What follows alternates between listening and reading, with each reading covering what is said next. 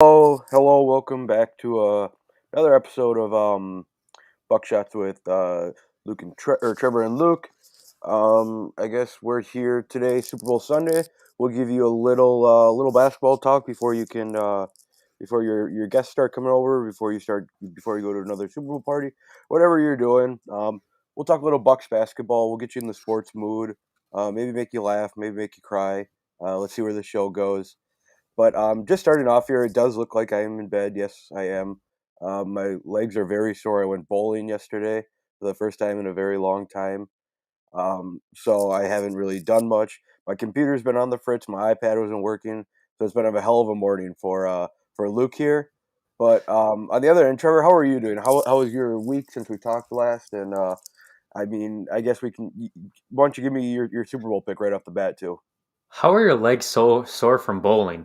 Isn't that usually like the arm that would be sore? Yeah, in high school, I dislocated my knee and tore a ligament, and I never got surgery on it, and so it Ah, gets very sore after like standing for 5 minutes. So playing 5 games of bowling didn't help it much. jumping straight to the Super Bowl from that, I'm going Rams. I don't believe Joe Burrow can play without an offensive line. And I think the line on that was 4.5. Do you like Rams minus 4.5? I like the Rams minus 4.5. Fair.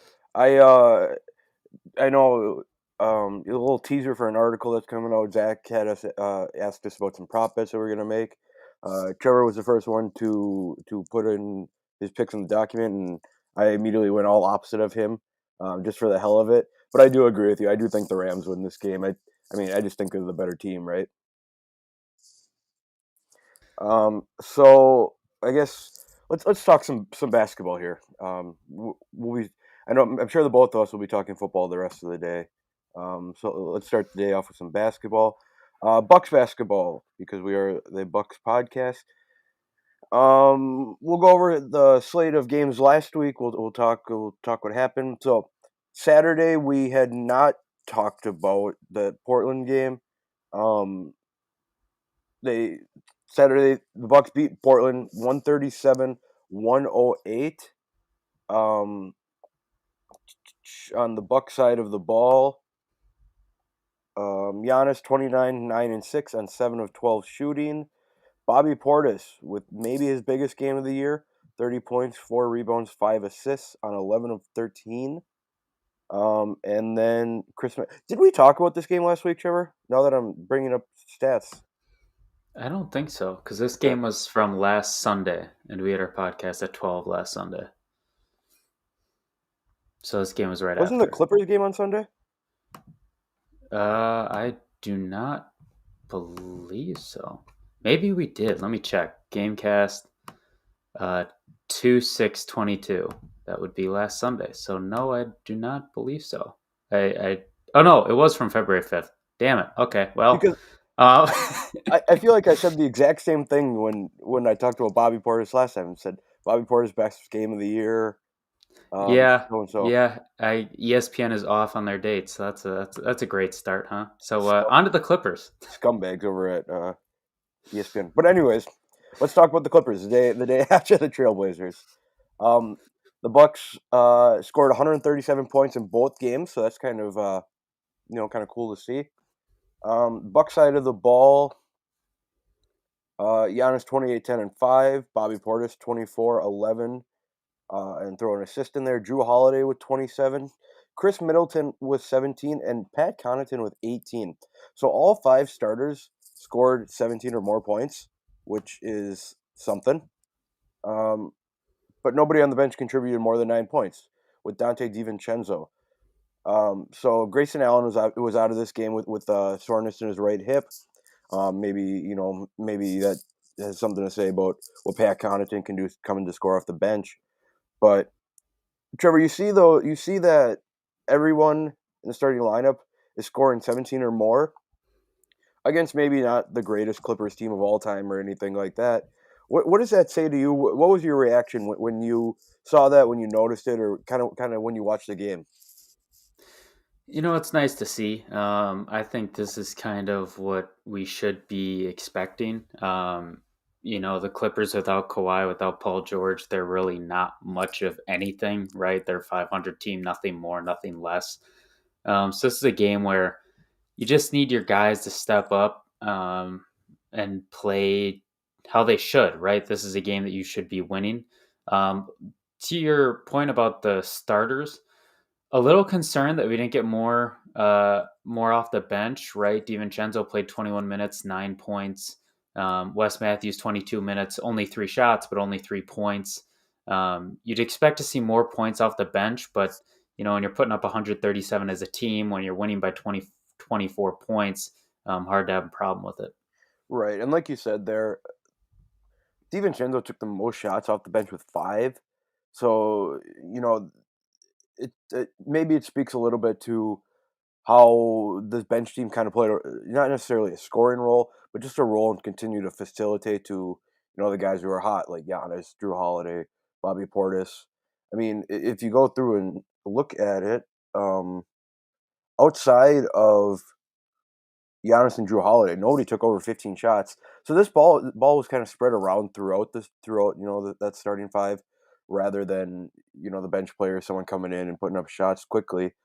But one player that I wanted to talk about, that we kind of saw a week of him.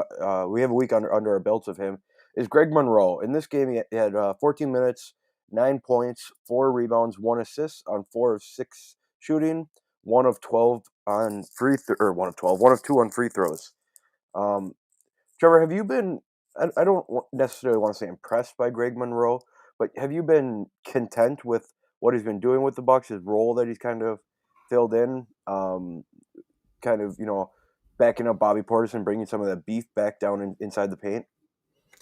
Yeah, I'd say I'm satisfied, right? Like, I don't think anybody thought he'd come in and be much of anything in terms of a role. So, to see him put in 14 minutes, 4 for 6 from the field is pretty good, right? Get a couple of rebounds, get a couple points, just kind of be a body on defense, a big body. He's doing that. It's a very small ask of him, Hmm. but he's doing what you're asking of him. So really, I don't see how you can be, not happy with how he's been so far. Right. So, and I think I'll speak for both of us here. But this was a back to back on the Western Conference. Going from Oregon to California, it's always tough for an Eastern Conference team to do that, right? Um, the Bucks came out and, like I said, scored 137 points in back-to-back games. This to me feels like what the Bucks can be. I know they've been dealing with injuries here and there, kind of a little bit of inconsistency. But this is the Bucks team that I had envisioned. I know Brook Lopez isn't there yet, but once you get him back, it feels like 115 to 120 isn't out of the realm of possibility on any given night, right? Yeah, I mean, it should be. And obviously, some of those things will change with some of the injuries that have popped up and, play styles that we'll touch on later. But I mean, it's a new realm of the NBA. And so any team should be scoring 100. And for an elite team like the Bucks, you probably should be scoring in that realm. Yeah. On the Clipper side of the ball, Marcus Morris, 20 points. He led the starters, and in classic Norman Powell fashion, who has some vendetta against the Bucks, he scored 28 points off the bench on 4 of 8 from the 3-point line. Um, Trevor, what are your thoughts on Norman Powell? Because he's not a great basketball player. It's just every time the Bucks see him, he scores 25 points. Yeah, he's kind of like he is. Here's one for you. He is the Jamal Crawford of Van Vliet, in that he's Van Vliet. I think is better, but Norman Powell is like a bench version of Van Vliet, Yeah. like a guy that I feel like is always going to be in the league. He can shoot the ball. He can score from anywhere, but he's not a starter, right? I don't think anybody thinks he's a starter unless you have a ton of injuries. So he will do this every once in a while. It sucks that it comes against the Bucks, but it just kind of makes sense because that's usually how the cookie crumbles when it comes to these kind of role players doing this stuff against the Bucks. Right. And I guess before we move on to the next game, here's a little foreshadowing for you. Serge Ibaka had 7 points and 7 rebounds in this game. And then the overall, Buck shot 54%, while limiting the Clippers to 52%. The big thing came in this: the Bucks shot 50% from the 3-point line, 19 of 38. Clippers shot 18 of 46 for 39%. And then the Bucks. I guess now that I brought up Serge Ibaka, but without Serge Ibaka, who we'll see in the future, they all rebounded the Clippers. Um, and Clippers don't have terrible big guys, um, but the Bucks. I don't know. Like I said before, it just felt like like this Bucks team is what we envisioned. I don't know. They felt hungry in this game. It felt to me like let's play with some urgency. Let's go for loose balls. Let's get rebounds. Let's get the ball back out to our shooter and get up shots. And I think that was heavily proved that might have been in the game plan by the 50 rebounds and the 54% shooting from the field. Um, I should also add that the Bucks had 28 fast break points while the Clippers had 7. Um, but Trevor, anything else you wanted to mention about this game? No. All right, let's stay in the same city. 4 days later, the Bucks took on the Los Angeles Lakers. That, of course, is going to garner all the headlines. Giannis versus LeBron, Anthony Davis, yada yada. In this game, the Bucks won 131-116. Um, I guess on the Bucks side of the ball, a lot of people were up in arms about LeBron James' reverse dunk on Giannis when he was down 26 in the third quarter. But people failed to mention that Giannis was 8 for 8 at that point. He scored 44 points in this game, 14 rebounds, 8 assists on 17 of 20 shooting, which includes 2 for 2 from the 3-point line. So, Trevor, before we get into anyone else, is this an all-time Giannis performance? Yeah, it has to be, and without going down the rabbit hole, the only reason this stuff isn't talked about more on the LeBron dunk is straight up xenophobia. You can look up any of the talking heads that'll take you through that. But yeah, I mean, this is an all time performance. The fact that it wasn't everywhere just kind of proves my point. But I mean, 17 for 20, and you look at the shots he was taking. He only took 2 threes, which is great. I think Candace Parker was talking about after the game that he hit the three, but he didn't fall in love with it like he usually did, which is great because then that's when he start missing. But he was taking, low post shots. He was taking faders in the post. He was shooting over LeBron, over AD. Like he was shooting from everywhere that you could possibly want him to shoot from. In terms of the talking heads who say he needs this in his game. So, this is probably the best all around game I've seen from him. And, it's hard to think it can get much better, but, he certainly thinks it can for himself. So I'm excited to see if that's possible. Right, and I was gonna add to that. It's hard to think that it gets much better until you see him put 50 points up into a game clinching finals game. But to stick along with the Bucks here, Bobby Portis, 23 points, 9 of 18 shooting. Is 18 too many shots for Bobby Portis? You're muted. Yeah, I don't think so. Especially the way he was shooting, especially the shots they were giving him. Half of Um, them came from the 3-point line too. He went 5 for 9 on Yeah, threes. yeah, 5 for 9 from three, 9 for 18 from the field. It's kind of hard because you'd want to say, well, Bobby's hot, so I'll give it to him. But Chris was pretty hot too outside of the 3-point line. Drew Holiday was as well. Grayson Allen was too. So it's kind of hard to say that. But if he's shooting like that, I think it's hard to argue against giving him the ball. Yeah, and it's almost. I agree with you. It's almost like, and especially like if you look at this bench scoring, Pat Connaughton 8 points, Dante DiVincenzo 8 points. That's all you got off of the bench this game. You got 16 bench points, and that's what they had a combined 6 plus 7, 13 shots. So you got 16 points on 13 shots from the only two players who scored on the bench, which I think may be a little worrisome. And of course, I mean, part of the NBA, part of NBA analysts, part of these shows, right, is everyone's going to overreact to one game because the NBA is such a long season, and you have to talk about something. But to see Greg Monroe and Wes Matthews both run out there for 29 combined minutes and score 0 points, that's something that should not happen. I guess together they're 0 for 5 shooting. Wes Matthews 0 for 1 on 3 pointers. Knowing Wes Matthews, he went to college at Marquette. He's played at the Bucks for a couple time for a couple stops now. I don't know if I've ever seen him play a game where he's only taken 1 3. If anyone knows Wes Matthews, he likes to shoot the ball, whether it's in rhythm and not. Um, but maybe, like you said, it may be due to Giannis playing so well and Bobby Portis shooting well. Like you said, Chris Middleton shooting well. I mean, Grayson Allen was 5 for 9. Drew Holiday 7. So the starter shot incredibly, right? I guess when you have that going, you don't necessarily need a huge contribution from your bench unit. It just a little surprising to see, like I said, Greg Monroe and Wes Matthews, 29 combined minutes and scoring 0 points together. Yeah, for me, I didn't like Bud in this one. He went 9 deep in the game, Hmm. really. I mean, Mahmoud, Thanasis, Wigginton, they got in. They didn't even play a full minute. But I was annoyed at this game because obviously the Lakers made that late run in the fourth quarter, but the Bucks were up, what, 14, 22 at half. They're up 24 going into the fourth. Drew Holiday should not be playing 37 minutes. Giannis shouldn't be Right. playing 35. Middleton should be playing 34. So I get, Dante, Connaughton, they put in 20, 24. I get the rotations were there, but this is a game where in the third quarter, Wigginton should have been in there. Thanasis should have been in there. Mamu should have been in there.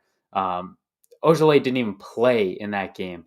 So I get, the Lakers are making some runs, but the reason they made that big run was because you're not getting the bench involved. You're not giving them enough minutes. And so I think fatigue at the very end in that fourth started to creep in a little bit. And that's why the game got to within 10 at one point in the fourth quarter. Yeah, and I will. Sorry, I was just gonna say, I will add to that this was kind of uncharacteristic for Mike Budenholzer for this year, I guess.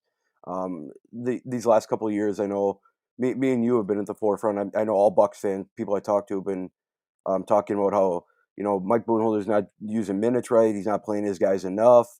Maybe he's playing his guys too much. There's one point where Giannis played more minutes in the All Star game than he averaged during the season a couple of years back.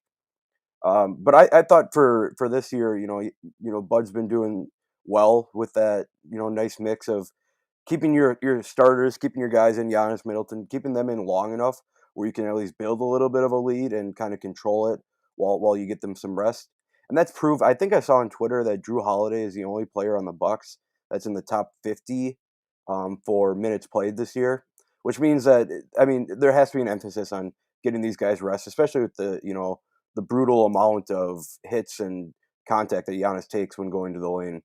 But yeah, I totally agree with you. It was a little uncharacteristic compared relative to what we have seen this year.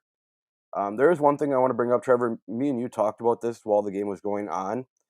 Um, Giannis clamped Anthony Davis in the first quarter. About 2 years ago, there was a conversation: who's the better four right now, Giannis or Anthony Davis? And I think that's all thrown out the window. I think it's been much vastly improved on proving that Giannis is the better player. And I think I speak for both of us when I say that Giannis is a better four. He's a better NBA player than Anthony Davis right now, right? Yeah, and Anthony Davis, his stat line wasn't horrible 22 points, 9 boards, 4 assists, 3 blocks, but he played 37 minutes. And the thing that got me was he took 10 shots. He was 8 for 10. He was efficient. Russell Westbrook played 11 less minutes, took 11 shots. Hmm. Stanley Johnson played 11 less minutes, took 13 shots. So I get the game was a little different at that point, right? They're trying to mount a comeback, stuff like that. But what are you paying Anthony Davis for if he's taking shooting 80% and he's taking 10 shots, right? And I get he did take 10 free throws, so obviously you miss a shot, you get sent to the line, that adds up a little bit, but they're paying this man way too much money to not want to shoot the ball. That has kind of been the story of the Lakers, and it's sad to see him as an NBA fan just seemingly check out because to your point, you can't argue that a guy that doesn't want to shoot the ball is better than anybody, really, much less Giannis. I mean, you could argue, is he better than Bobby Portis this season? I don't think it's too far fetched. Right. Yeah, and 100% you could definitely make that argument. The one thing, like you said, 37 minutes and only taking 10 shots is wild. As someone who's supposedly supposed to be a top 10 player in the league, um, I don't know. Maybe hindsight's always 2020, right? And I know they got a championship out of it, which is kind of an odd championship with the whole bubble and everything, and who knows what that turned out to be. But I never thought that Giannis said Anthony Davis was a great fit for LA to play with LeBron James. I understand that LeBron, he doesn't want to play defense. He wants that second guy who maybe if LeBron decides he wants to pass tonight or he's not shooting well, can contribute and make up that slack. Well, LeBron Anthony Davis isn't prime Dwayne Wade. He's not that guy that can help you take. He's not Kyrie Irving on the Cavs. He's not a guy right now that feels like he can take over a game by himself. I mean, there are stretches where he does. It's just not been consistent.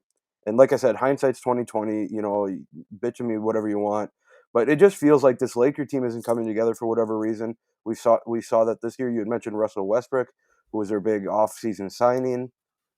He had 10 points, 10 rebounds, and 5 assists. I mean, that's a Westbrook stat line. That's what he should be getting with how he's been playing this year. But he shot 3 for 11. Um, and I don't necessarily know that it was Drew Holiday or Chris Middleton's defense. Obviously, they're both good defenders, but there's just something wrong with LA right now. I know we're a Bucks podcast, but we do dip into other teams here. Um, Trevor, I know you're not a huge Laker fan. I'm not a huge Laker fan. Is this Lakers season salvageable? Could they make a play-in game? Can they make a lower seed in the playoffs and maybe stun a team in the first round and make a little bit of a run here? I don't think so. Like the to talk about your pairing or the pairing about LeBron and AD. LeBron needs a guard. He doesn't need a Yeah, forward. So I don't really know what that was about, and I think that's why they wanted Russ. But to your point about the playoffs and the bubble, like they won a championship. They beat Portland first round, who Portland had to go on red hot. They put it all on Dame's shoulders. They shouldn't have lost that series no matter what. Second round, they played Houston, who hindsight's 2020. Russell Westbrook and James Harden were their offense. yep, Like, that tells you all you need to know. They had nothing else. And then the conference finals, they played Denver, who was obviously a good team, but they had to come back in two straight series. They just played 7 games in both those series. They were gassed. And in the finals, they play Miami, who, if I'm not mistaken, didn't have Bam or Dragic, who are two yep, of their biggest role players. So, like, you look at when they won the finals, they didn't really beat anybody. And again, to Houston's point, they barely even beat Oklahoma City in 7 games. So, that pairing, this season almost makes me wonder if the pairing ever worked and if it was right, really just they had the mental fortitude and were just healthy at the right time to win because this team, I mean, to your point, it just doesn't work. And right, for the playoffs this year, we got a normal season. I don't know who they beat because everybody's got guards that are going to destroy them. right. I'm going to ask you two questions here. The first one, I mean, we all remember that Anthony Davis trade where Lonzo, Brandon Ingram, Josh Hart, they all got traded. Kyle Kuzma stayed. If you could go back and you're the GM of the Lakers, I guess kind of taking out what you know now, would you still go through with that and trading those guys and keeping Kuzma, or would you try to do all in your power to keep Alonzo or a Brandon Ingram or someone else instead of Kyle Kuzma? I know it's hard What? with financial restrictions and players people want, but Yeah, let's see. So they give up Lonzo, Ingram, Hart, multiple unprotected first rounds and swaps. How many? It won't tell me how many first round picks, but I don't think he was worth it, right? Like I right, don't. It doesn't make sense to me because he was going to go there in free agency anyways. yep, Um, this was made. This was made before the bubble, the year yep, before the bubble. So I guess you could say, right, that was his first year that was there. But man, you've seen Brandon Ingram. He looks good. Josh Hart, you got some pieces from him. Lonzo has looked fantastic in Chicago. Multiple first round picks. I mean, I would say they lost it too because my whole point is Like LeBron is getting old, right? This season is a wash. He's really only got 2 more seasons left where I think he can carry anybody. So Right. you traded a whole future for one championship and then 10 years of crap. I I don't think it's worth it unless they get some crazy good free agent when LeBron leaves. Right, and then just to add to that, you know, it's hard to say that the trade didn't work out for them because they won a championship, right? And that's obviously the goal in the NBA is to win the championship. The championship, like I mentioned before, it was such a weird championship. It was such a weird spot in the NBA. The whole world didn't know what was going on. Nobody knew what the hell was going on. It felt like that championship was just kind of thrown together just to get basketball back out there. And that's where the Lakers fans will say, "Oh, but we got a championship out of it," and the NBA fans will say, "Well, of course it's a championship, but how much does that championship really mean?" People like to joke about those Warriors championships with Kevin Durant and Steph Curry, like those are easy rings. I think that this may be, I don't want to say easiest, but this may be one of the oddest championships, and maybe that worked out in the Lakers' favor. And we're kind of seeing here you know what this Lakers team really is. Without those that young talent, without those draft picks now, I'm sure the Lakers are going to continue to go all in, continue to trade their draft picks as long as they have LeBron James. But once we talked about it last week, once LeBron James Jr. comes to the NBA, and he inevitably goes to what, like the Trailblazers, the Kings, and LeBron James shows up there, the Lakers may be in the tanks for the next 10 to 15 years, right? Yeah, and also to your point about the finals, nobody cared about the Right. finals. Like at this point, everybody was just sick of it. Nobody really cared. And this started up at the heat of the football season as well. Mm-hmm. So even less people cared. So, not only is it, yeah, the title is questionable, but how much do your fans really care about it, right? Mm-hmm. Like if the Bucks had won in the bubble and had lost this year, I wouldn't make that trade, right? Like I don't Right. know if I'd take 2 bubble championships for this, and that's just not me spitballing. It's just, even when the Bucks were playing the Magic, I was like, like I wasn't interested. I really couldn't be asked. So, to your point, yeah, you want a chip, and it is one chip, but if your fans really aren't even that big into the chip, does it even really count as much as a regular one usually would? For the Right. fans, I don't know. Right. Yeah, I mean, that's all I got on the Lakers. Trevor, anything else you want to mention about this game? I know we didn't dive into it much, but there wasn't really much. I mean, the Bucks really dominated this game, and like you had mentioned, it came back with, the Lakers made that late push, and maybe that was due to the overuse of minutes or whatever. But let's move it to that Thursday game where they finally finished their Western Conference road trip at Phoenix. Obviously, a finals matchup.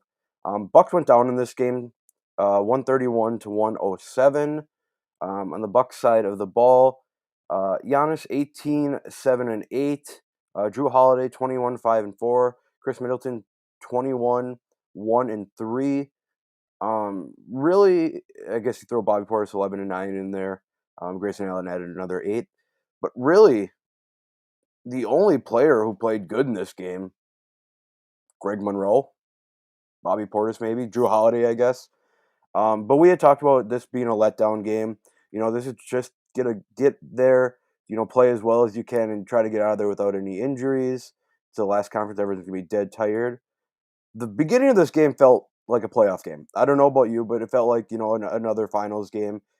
Um, it started off, Bucks were up 34-31 after the first, and then the Suns kind of took over, winning all three of the next quarters. So that first quarter was fun. It felt like playoff intensity. Did you feel the same way, or am I just trying to relive the finals here to get that excitement once again? I think the Suns played it like a finals game. I think the Bucks are mature enough and have been in the playoffs enough times. I'm not taking away anything from the Suns, right? They made the finals last year, two Hmm. games away from winning it, but they haven't been there enough times where these games are more routine for them. So I think it felt like a playoff game for them, for their fans.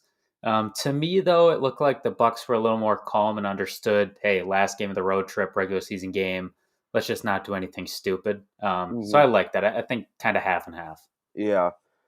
On the Sun side of the ball, like you said, they played well. Like the Suns, this was a good game for the Suns. If I'm a Suns fan, I'm very happy about this win. Um, they had one, two, three, four, five, six, 7 players in double figures. That was led by DeAndre Ayton with 27 points. Miles Bridges, Mikal Bridges, 18 points. Devin Booker, 17 points and 6 of 19 shooting. It's a lot of shots for only 17 points. And then Chris Paul had an all-time classic Chris Paul game. 17 points, 7 rebounds, 19 assists. So Trevor, are you chalking this up kind of like I am, that this was, you know, like we had mentioned, a kind of a letdown game for the Bucks. Obviously, when you get tired and you're on the road a long time, the defense starts to go, the rebounding starts to go, the post defense starts to go. You start jacking up some more threes, right? And I think that was, inevitably true here in this game. That I mean, to me, the post defense wasn't there. I mean, that makes sense considering who we're rolling out there against DeAndre Ayton. But the guard defense wasn't there, which is strange to see because we become so accustomed to Drew Holiday being one of the better guards, defending guards. Chris Middleton's definitely, evolved as a defending guard. Grayson Allen is quick enough where he can, maybe not shut down a guy, but he can play with him a little bit. And that wasn't true this game. So Trevor, did you see that too? That guard defense, that perimeter defense, is kind of lacking in this game. Yeah, yeah. I did. I'm going to disagree with you on an earlier sentiment, though. If I'm a Suns fan, as wild as this may sound, as hot of a take as this may be, I'm actually extremely worried after this game. The Suns put up 131 points, right? Won by 24. That's fantastic. They shot 30% from three. Yeah. They shot 70% inside the arc. That, first of all, even with the Bucks interior defense, that's not going to happen. Hmm. Like, that's just not how it works. And then you bring in the fact that Brook is out, right? The Bucks, as we'll cover, a little later on after this, Bucks now have Serge Ibaka. Do you look at the Suns? They shot 69% from the free throw line, and so they had all that stuff going right. The Bucks also shot 26% from three, 68% from the line, and they still gave up 107 points to them. I understand this might feel like nitpicking, but when you are making those kind of shots inside the arc, when you are having an all-time game from two, you should be winning, 140 to 90, right? You should be controlling this game. You should be destroying the whole time. And although they won by 24, I'm not taking anything away from them. You needed a perfect game and the Bucks still dropped 107 on you. That would scare me if I'm a Phoenix fan, because like we've seen in the previous games, those shots are going to fall for the Bucks, those threes. I mean, if they're even shooting 35% from deep, they're putting up 120 points. Right. So good win for the Suns, but you play a tired team. As crazy as it sounds, I'd expect a little more out of them than what I saw, because that game, Buck should not have even sniffed 100 points. Which is totally fair. I was just thinking more in the mindset that it's always nice to beat a playoff team, and capitalize on those kind of wins. I will throw some kudos to my guy Cam Johnson. If anyone knows me, they know I'm a North Carolina basketball fan. 15 points, 6 of 8 from the field, or on field goals, 3 of 4 from three. I think he's a good player. We won't talk about him much. I do think that Cam Johnson is a good player who dropped in the draft because people thought he was too old to play in the NBA. He was 23 coming out of the draft, and he probably dropped 5-6 spots because of that. So I think the Suns got an absolute steal when they picked him up, and he did play well in the finals last year. Um, Trevor, I don't know if you have much about Cam Johnson, but I'll pose this question to you. Um, Phoenix is now 46-10. Are they the best team in the NBA right now?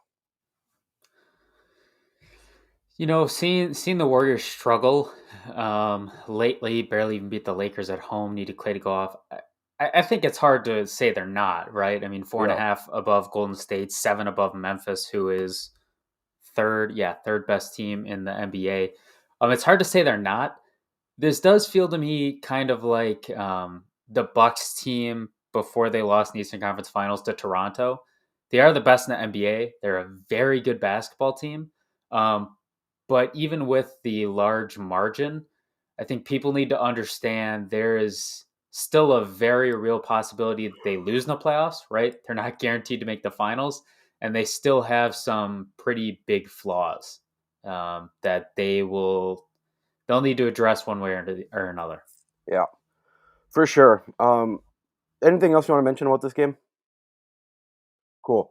Let's hit some free agency, some trade stuff before we preview these next games. Um, so obviously the big story for the Bucks. I'm pulling up the trade here. Hold on. Was that they landed Serge Ibaka right at the trade deadline. Um, I'm trying to find the trade. Do you have the trade on you? Yeah. Yeah, if you just want to go over it, that'd be great because I can't seem to find it here. Yeah, so I think the big thing that people need to talk about for sure that isn't getting talked enough is Serge Ibaka waived his trade bonus, which isn't a lot, but it is 500 grand. Um, he's made a decent amount, but it's still not nothing. It's still something to say. The trade, however, was the Bucks gave up Dante DiVincenzo, Rodney Hood, and Semi Ojeleye. Obviously, Dante went to the Kings, Hood and Ojeleye to the Clippers, and they got back Serge Ibaka, 2 future second-round picks, and cash, which turned out to be about $3.5 million, Mm-hmm. which more than covers the extra $2.3 million that Serge adds to the tax. And they have 2 player spots as well. So that was a trade for Serge. Yep, and just to go, yep, just to add to that, Kings got Dante DiVincenzo, Trey Lyles, Josh Jackson. It was a 4-team trade. Bucks, Serge Ibaka, you mentioned. Clippers, Rodney Hood, Semi Ojeleye. Pistons, Marvin Bagley. I think we're both in agreement on this that the Bucks came out number one in this trade, right? Because we've been talking about for how long that we need some center depth, we need some big man depth, and I don't know if there's a better guy to fill that role that was kind of on the trade block than Serge Ibaka. I know he was he was on the top of the list of a lot of Bucks fans who wanted to trade, and it makes sense. He's a good guy. He's a good guy who can play inside. He has the ability to step out and take a three every now and then. He can, he can really guard guys like Anthony Davis or Nikola Jokic for a stretch when you need to get Giannis a break. Um, does this trade, given Brook Lopez comes back and is healthy by playoffs, does this trade give the Bucks the best chance to make it out of the East this year? As of right now, yeah. Yeah. You know, people also forget Serge Ibaka. He's been in the league a while. He's still only 32, which Hmm. is perfectly fine. Like he's kind of like Bismack Biyombo is only 29. Like they It's feel wild. old just because Like they've been in the league for so long. Brandon Knight's like Um, 31. yeah, Yeah. just because they entered when they're 18. Right. But I mean, like you look in the East, right? We don't know what we're going to get out of the 76ers, but they did give up a lot of depth. I don't think Bucks are scared of the Raptors, Celtics, Nets. I mean, that could go any which way. Hornets, ironically, maybe a little because of the way they played against us. Hawks, no. Look at the Bulls. Who knows how they come back? Who knows how the seeding works? I think this is a huge trade against the Cavs. We've talked about them with all their Yep. big guys. You needed that. And then for the Heat, Adebayo doesn't give you much inside, right? But Serge and Brook being able to rotate on that with Giannis thrown in there, that'll help for their inside defense as well. So, no, I don't think the Bucks are the runaway favorite or anything, but I think by process of elimination, they probably have to be. Yeah, for sure. And like you went over all the teams there. The one that sticks in my head as a wild card is obviously the Bulls because I do think the Bulls are a good basketball team. Like they have good players, right? The thing is, where does that experience come from? Who's going to step up in these late game situations? Who's going to step up when adversity comes? Seems to be DeMar DeRozan, and he does have a little playoff experience. But how well, are the Bulls just going to get smacked in the face right away? Maybe they get the 1 seed and they take on an 8 seed Nets or something with against Kevin Durant. Are they going to get smacked in the face? Who knows? But I totally agree with you. If I'm, outside the box, like let's say I'm a Kings fan or something like that, I'm looking at the East. I think you have to say that the Bucks probably have the number one shot right now to get back to that finals. Um, Go ahead. I'm sorry. Well, no, just, to your point about the Bulls, they barely beat the Thunder last night at home. Hmm. They've struggled with the Pacers all season long. They've had how many game winners from DeMar DeRozan on crazy shots? They barely beat the Thunder like 2, 3 weeks ago. This is a team that has struggled a lot. Levine currently seen a specialist for his knee, but will still participate in the All-Star festivities, which makes no sense. Like, there's so many question marks around this team that, to your point, one good matchup and this team, finished in the first round, and that's not a knock to the Bulls. Right. So this trade, like you had mentioned, also opened up two roster spots for the Bucks. I know we were kind of talking about it a little bit last week. We didn't really. I mean, I didn't really prepare you, or we didn't really prepare each other for this. So just kind of off the top of your head, as you can think, maybe you can pull it up. But can you think of two guys that maybe buyout guys that could fill those two spots? That I guess you would be happy with bringing in, or guys you want. Yeah, one of the guys I think would be a good guard. A lot of Bucks fans have talked about him as Gary Harris Uh, for Orlando. Orlando, right? Yeah, He's a solid defender, right? He can score the ball. You don't really need that much from him, right? I mean, he's a buyout candidate, but he gives you that scoring ability. He's had experience with the Nuggets, so that's great. And I think for the second one, either DeAndre Bembry, a wing for the Nets. He's been effective both sides. He was really casualty probably of the Simmons trade. But then if I have to go for a center, like you've kind of talked about him before, either DeAndre Jordan, right, just a big body, or like a Robin Lopez who knows the role, knows what he has to do in Milwaukee. I mean, you don't really need much, right? They're buyout candidates, so it's nice to not have too much on the line. right. I do like Gary Harris. Like you mentioned, I've also heard rumblings that people may, look to him. He's kind of this vet on this Orlando team who's in the process of a rebuild, who may be, 2, 3 good players away from being good 5 years down the road, 4 or 5 years down the road. Gary Harris doesn't really fit that mold. He's more of a contributor on a team. People forget that he averaged close to 18 points in Denver. Probably 5, 6 years ago. Um, and obviously Denver's a whole new team now. Jamal Murray's kind of turned, into a very good player. Jokic is MVP. They got Michael Porter Jr. now. But Gary Harris could score the ball. He's a great scorer at Michigan State.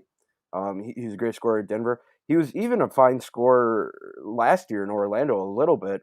Um, I don't know. I do agree with you, and I do think I was going to bring up DeAndre Jordan as well, just bring guys in for depth. I mean, we talk about it on Lombardi Sweep all the time, where you just need guys who can play, who know how to play the sport, right, and who can just go in there and run for 5 minutes or do whatever. DeAndre Jordan can do that. People forget he's an All NBA player. Maybe 10 years ago, that may or not been a result of having Chris Paul on your team. Um, but I hope DeAndre Jordan thanks Chris Paul every year that he's in the league, because he definitely got him like 3 contracts. But DeAndre Jordan, he can defend. Like you said, you don't need him to score. Um, and that's really, you just need guys. You need guys who can run, who can fill spots, who can take contact, and who can play. And I do think that both those guys fill the spot. I know I may be in the minority here when I say Eric Bledsoe is one of my favorite Bucks of all time. I think it'd be fun to bring him back. I do think that he could provide 12 points off the bench. It wouldn't be like 4 years ago when we needed him to score 20 in the playoffs in order for us to win. It'd be really funny in my mind to have both Eric Bledsoe and Drew Holiday on the team at the same time. Um, but other than that, I mean, yeah, like I mean, what else do you want to talk about trade? I was going to bring up the 76ers Nets trade, just to talk about maybe some Bucks rivals, some Eastern Conference stuff here. So I guess Trevor, 76ers Nets trade, who won that trade? I have no clue. I Right. would venture to say Brooklyn. And I'm kind of going to link this into the little teaser into the Bucks schedule this week. But Brooklyn gets, Simmons. Who knows what you get from him, right? But gets Seth Curry, Andre Drummond, and 2 firsts for a guy who's going to leave in the summer anyways. Right. And Brooklyn's not fooling themselves, right? They weren't going to win the finals this year. There's no path that would have happened. At least not with the way Harden's been, not with the way Kyrie Irving has been.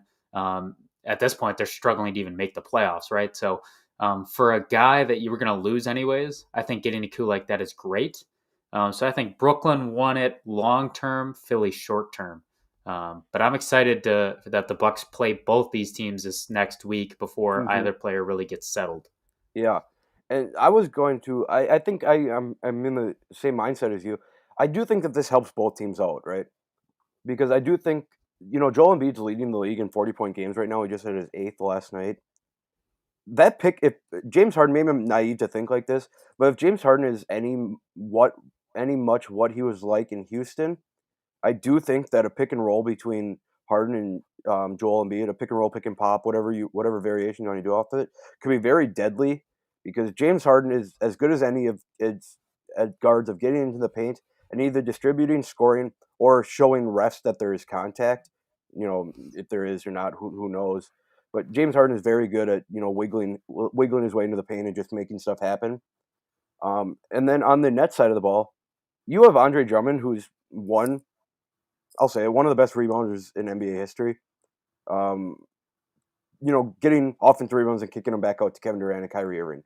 You know how well that's going to work when Kevin Durant maybe is a little off on his threes, and Andre Drummond can grab the rebound and kick it right back out to him. So I do think I agree that with you that it seems likely that Philadelphia won in the short term, but Nets now they have a future after trading how many ever picks that they did last year for James Harden.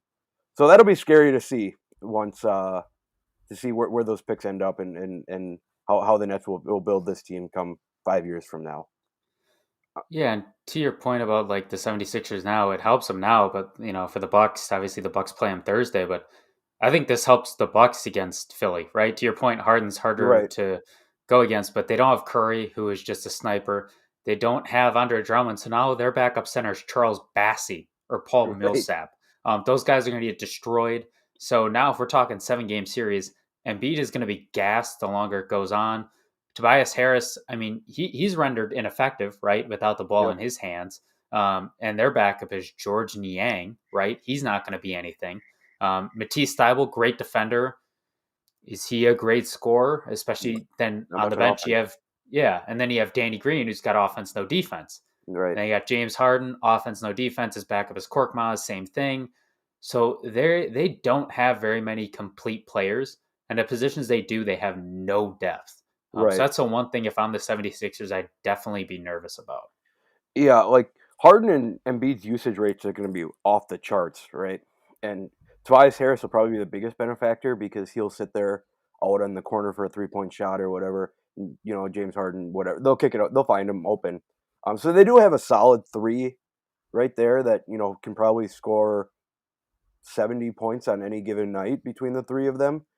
Just where are you getting those other 30 to 40 points from to win a game? And as you went through that roster there, um, it's hard. It's hard to think that they can consistently score, 110, 120 points on a nightly basis if you're not getting like 40 from Joel Embiid, 25 from Harden, 15 from Tobias Harris. Um, so do they? Maybe I'll speak for myself here. This team does not scare me very much. This Philadelphia team, like you mentioned, they lost all the depth, all the shooters. Um, I don't know. It'll be a fun team to watch if you're an outsider and you just like watching basketball. Because that pick and roll will work. I mean, you have to assume it will, but who knows what that leads out to be. And then I guess we had talked about the Nets. I'm sure Kevin Durant will probably get six, maybe 5, 6 more shots a game. But there's one other trade that I wanted to bring up, and that was that Indiana Kings trade. I don't have the full trade ahead of me, but Indiana got Tyrese Halliburton. I think was a big guy who came out of this, right? And then the Kings they got back Sabonis. I believe was a big guy who came out of this. Um, I should also mention that Karis LeVert was traded to the Cavs. That I think that helps him. I don't think that pushes the Cavs over the edge or anything though. But that Pacers trade is very interesting because they traded it was really a young guy for a young guy, but one young guy in Sabonis is already an All Star. Do you think that Tyrese Halliburton has the skill to be an All Star in the Eastern Conference? No, I think it's too deep. Yeah, As a guard, the Pacers have struggled of late for sure as well. I think they won this trade, especially with the team control they have with Halliburton and Heald. hmm Um, the only thing I didn't really understand from the Pacers from this is why they didn't keep making moves. right, I love Halliburton and Heald, but I think you try to ship out Brogdon for whatever you can, right? You can move Halliburton to maybe the 1, Chris Duarte to the 2, trade Miles Turner, get something from him, and then, maybe get a power forward or a center, and then you can hone in on the position you don't have next year. So I was a little concerned as to why they didn't do more, because I think Halliburton needs more help. But, man, looking at the trade, it's hard to fault them too much for what they got. Yeah, and then just looking ahead, like Indiana's not going to compete for finals this year, right? I know we both kind of write a little bit about college basketball. I don't know about you, but it feels like in Indiana they're kind of banking on maybe getting a lottery pick or a mid first round pick, and then drafting a guy who could maybe contribute right away to their team, right? I don't know about you, but this doesn't feel like this draft class, and obviously there's a lot of college basketball to go yet. It doesn't feel like this draft class has a ton of superstar potential guys outside maybe the first five ish. So Indiana may be in kind of like purgatory here a little bit, where they're kind of at the spot where we're maybe a player away that we can compete, but the guys we have maybe aren't championship level kind of guys. Um, so I've always said that Indiana's a tough team to play. They're going to continue to be tough, but I don't think that this is anything that maybe the Bucks need to worry about competing for a finals championship in these next 2 or 3 years. Yeah, well, and looking at the free agents, right? Because to your point, I don't think there's much star potential. I don't think Chet Holmgren, his ceiling is high, but I mean he Hmm. weighs like 150 soaking wet, right? So what are you going to get out of that? Right. Boncaro, I don't know what you get out of him. So to your point, I think you got to make a move in free agency, and then the question becomes who. There aren't a lot of really great small forwards, power forwards I'm seeing, right? Maybe keep TJ Warren, but he's had big injury problems. So it would seem they're banking on the draft. And I mean, they must be seeing something that I don't, because I agree with you. I don't think there's much that would Like sway me franchise to, altering, right? yeah, to tank this season. I don't see it. Right. Especially what if you're going to tank and you the Pacers are still going to win games this year. You're not going to get a top 10 pick. Like the Pacers are in a solid middle of the ground spot right now. That, like you said, maybe a Miles Turner plus a pick or two to land, one of the big guys would have definitely helped them out, and that didn't, that never came to fruition. Um, but yeah, Indiana's a tough spot. I mean, like I've always said, they're a good team, but who knows where this will lead them. But let's talk some All Star stuff here for a second before we hop into games that we'll quickly go over for this coming week. Um, the Antetokounmpo brothers will be in the skills competition, which should be interesting to see. Um, Outside of that, I don't think that we have any slam dunk contests or 3-point participants, right? I know Bobby Portis tried to make a push there, which would have been hilarious to see Bobby Portis in a 3-point competition with guys like Trey Young and Luka Doncic and stuff. But I know the skills competition isn't maybe the most fun to watch. We talked about how it comes down to usually a 3-point shot. Who can make a three will win that. Um, does this obviously? We'll watch this. Giannis is in it, but will this make it a little more fun for you to watch with these teams and with the Antetokounmpo brothers together? I guess we really have two Bucks on in the All Star celebrations coming up here. But are you excited to watch this, Trevor? No, because the first round is shooting. So I don't want to see Right. that shit. I really don't want to see that. Um, I mean, it'll be fun, right? But like, Right. man, to your point about Bobby though, he's 12th in the NBA in 3-point percentage. Mm-hmm. Like, let's get rid of this dumbass stigma that power forwards can't do it. And I know everybody's gonna say, well, Karl Anthony Towns is in there, right? But Karl Anthony Towns is a worse 3-point shooter than Bobby Portis. I think he's 23rd in 3-point percentage, and everybody thinks he's a sniper, right? So Right. um, I think the NBA needs to take a better approach. I get you need the stars in there, but you need to throw some guys that come from good teams that have the stats to back it up too. Because I'm sorry, some of these guys they just don't deserve to be there statistically. This feels like a big miss for the NBA too, because I think as sports fans, there's one thing that all sports fans can get behind, and it's rooting for a guy who shouldn't be in the spot that they're in, right? So to see, like I said, Bobby Portis going up against Trey Young, Luka Doncic, Zach LaVine. It'd be awesome to see, a guy who's, I guess he's not really known for his 3-point shooting, but he's definitely capable of hitting threes.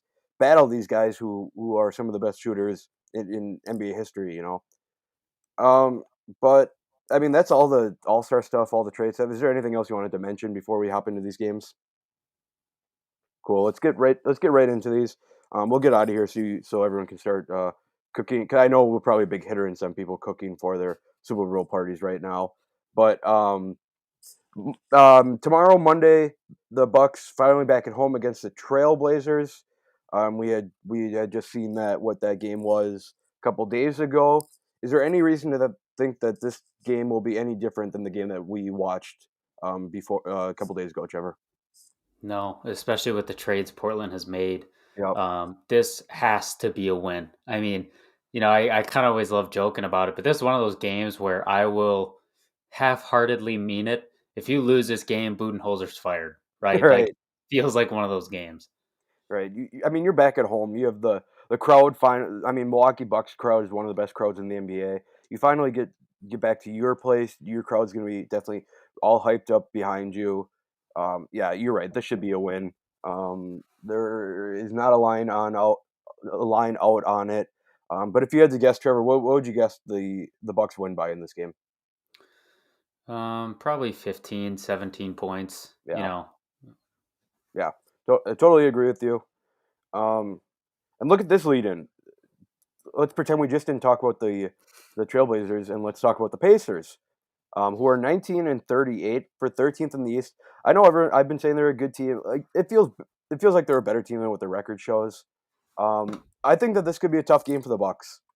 They're at home against the Pacers. Um, like this is definitely a winnable game, right? The Bucks should win this game. They're a better team than the Pacers. Pacers play feisty. They play, they get under your skin a little bit. Um, I do think that the Bucks win this game by probably that 15 mark, but I don't think that it'll be an easy 15 and maybe a hard 15 to come by where maybe you close it out at the end with free throws or something like that. Are you in the same mindset as me, or are you predicting something else for this game? You have to win this game, right? Brogdon's Right. out. I don't think he's that good, but you got Halliburton, Duarte, Heald that are there. That's great, but outside of that, who do they really have, right? Lance Stevenson, Kiefer Sykes, and their power forward is O'Shea Brissett, and their center Mhm. is Goga Bitadze. I don't know. I mean, I don't know these guys. Um, you should be able to dominate in the post. These guards will need to shoot light out. This is a game you have to win. You can't be tripped up by the Pacers when they have no bigs. You just can't lose that game at home. Right. And for those of you who don't, for those of you who don't know Goga Bitadze, he was the guy that famous picture when Zion was drafted and all the cameras were at Zion's table and that one guy didn't have any cameras. That was Goga. Um, so that's probably what his NBA career will end up being, that picture. But it's always sad to see that happen when he's probably played more games than Zion has now, right? There was something I saw on Twitter. I don't know if it was true or not, um, but the Bucks have won more games since Malcolm Brogdon has left than Malcolm Brogdon has played for the Pacers, which is saying something. Which I know a lot of people didn't like the move when the Bucks didn't bring back Malcolm Brogdon at the time, but it looks like that's turning out to be one of the better things that's happened to the Bucks this century almost. But I think we both agree that these next two games should be two wins. Bucks should be 2-0 in this homestand. And then we get to the 76ers. On Thursday, the Bucks take on the 76ers at home. 76ers are 34 and 22. Obviously, this 76ers team is hard to plan for, right? Because they have a whole new team now. We had just talked in depth about, would be excited to watch this game. But Trevor, realistically, what's your anticipation for this game? What do you expect to happen? And what result would you be happy with? Obviously, be happy with a win, but I guess what result are you expecting? You got to get a win here as well. Not only are the 76ers close to you right now, they're currently a half game behind us. They're fifth or fourth. Um, you got to win this game. As of the 10th, before he was traded, Steve Nash said Harden was out Thursday and he was already ruled out for Saturday, which I think is interesting because Hmm. if he wasn't hurt and it was just for the trade deadline, he wouldn't have ruled him out for Saturday. So I think there's a little actual injury in there as well. Um, I think if the 76ers are smart, they don't rush him back. If James Harden doesn't play that game, you have to win. You have to Yes. go 3-0. You can't get tripped up. Even if he does, I think you have to win because there's a lot of stuff. You don't really understand the flow and the roles until you've played a lot of games with each other. So even if he does play, Philly's going to have to test a lot of things out, experience a lot of things. You're at home. You have your whole team minus Connaughton. You need to win the game, and you really need to go into the All Star break 3-0. Yep. Totally agree with you. Like you said, except James Harden, I think is still a solid basketball player. Whatever that means to anyone. I know James Harden's a very polarizing player. But I agree with you. Embiid, he's going to be a handful, but maybe this is the big Serge Ibaka game. To kind of show like maybe this is what we can have moving forward. Obviously, you're going to start Bobby Portis, but I wouldn't be surprised to see, Serge Ibaka play 20 minutes in this game. Maybe shadow Embiid a little bit and just give him the work and make it a little uncomfortable for Embiid. Because I do think Joel Embiid has gotten comfortable in the Western Conference or in the Eastern Conference, right? There's not a whole lot of talented big guys in the Eastern Conference, and I think that does help Joel Embiid get those 8 40-point games. But let's see, I'm sure Giannis play a little physical with them. We'll see Serge Ibaka play a little physical with them, and that's all you really have to do for Joel Embiid is just get him off this game slightly, and then he will be off the game for the rest of the game. He'll be running up and down, trying to do too much and take himself out of the game because he gets winded very quickly.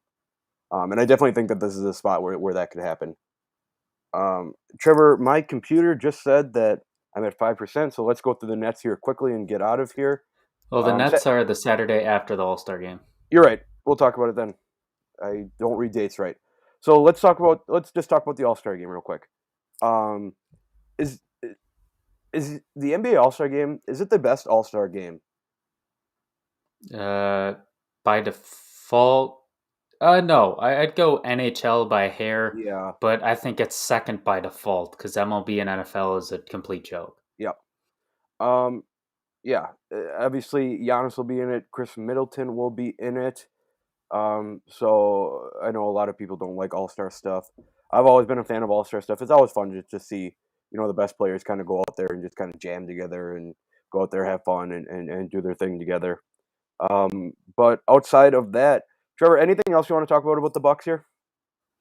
Connaughton's injury, he'll be out 4 to 6 weeks, I think, with a Yep. broken finger. That sucks, but he should be back in plenty of time for the last how many games to ramp up for the playoffs. So he will probably be used sparingly and then be full cleared, ready to go for the first round when we probably won't even need him anyways. Right. Hopefully.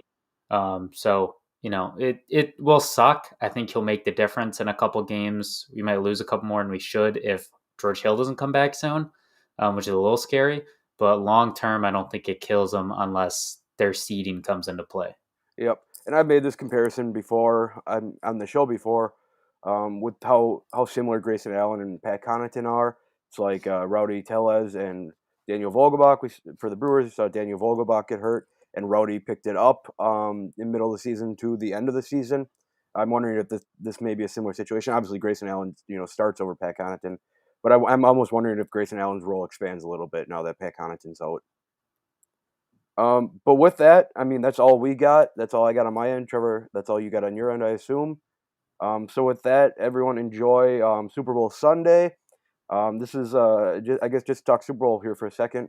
This is an odd Super Bowl, Trevor, right? Because there's not a team that we really love or we really hate. This is just a good football game that people are been waiting 2 weeks to finally get real football back, right?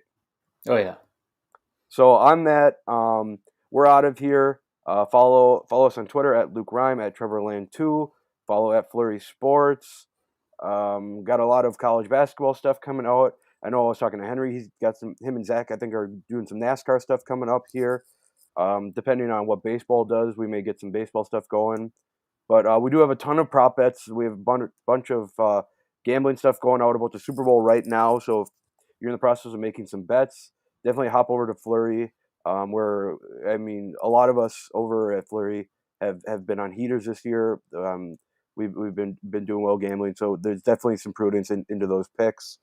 And every article you see, give it a little read. It helps us out. It helps Flurry Sports out, and we'd really appreciate it. So on that note, Buckshots with Trevor and Luke will be back next week. We'll go Bucks, and I guess whoever you're rooting for in the Super Bowl, at least have some fun, have some people over, and do your thing. But on that note, Trevor, let's get out of here.